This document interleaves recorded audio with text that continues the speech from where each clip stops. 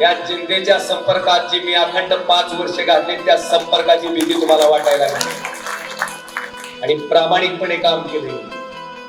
आज हे काम करत असताना ही माणसं मला विचारायला लागले की तुम्ही कॉन्क्रीट काय काम केलं, ठळक काय काम केलं। आता ठळक काम मी का सांगत नव्हतो त्याचं एक कारण आहे।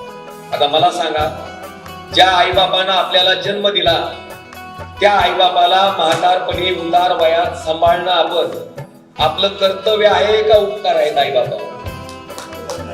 कर्तव्य।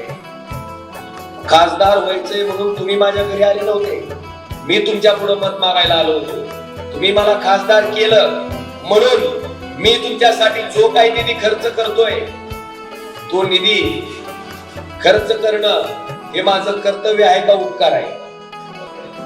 मग कर्तव्य भाषणात सांगतेत का?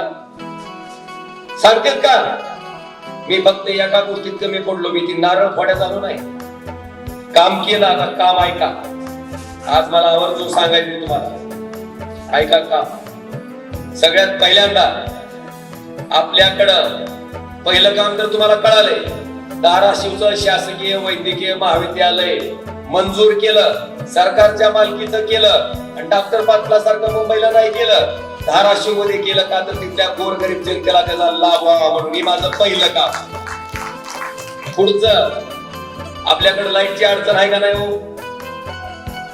आहे का नाही? आणि ही लाईटची अडचण ओळखूनच आपण जवळपास